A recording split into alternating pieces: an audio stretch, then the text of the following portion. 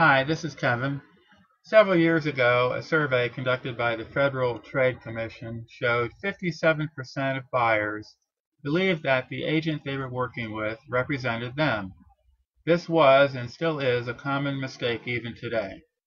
In an effort to correct this misperception, the North Carolina Real Estate Commission now requires every real estate agent to discuss who represents who by going through this brochure and having a buyer or seller sign off on it. Following is a brief overview of this brochure. First type of agent is a seller's agent. Once the seller signs a listing agreement with the firm, the agents and the firm itself may not give any confidential information about the seller to any prospective buyers or their agents without their express permission. The listing agreement must state the amount of determining commissions and whether the firm will share any part of those commissions with agents representing buyers. In some instances, a buyer may end up working with a seller's agent.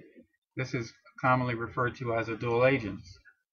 But remember, the agent represents the seller, not you, the buyer, and therefore they must try to obtain for the seller the best possible price and terms for the seller's property. Seller's agent requires to give the seller any information about you, even personal, financial, or confidential information, that would help the seller in the sale of his or her property. Remember, until you are sure that an agent is not a seller's agent, you should avoid saying anything that you do not want the seller to know. And lastly, you may decide to be represented by a buyer's agent. Duties of the buyer's agent is basically to promote the best interest of you, the buyer. And they may not give any confidential information about you to the seller without your permission. They will also help you find a suitable property and gather information about that. If you should decide to make a written offer to purchase a property, the agreement that you have must be put into writing to pursue.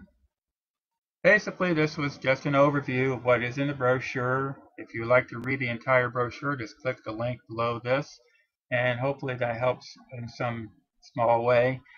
Have a great day. Thanks a lot.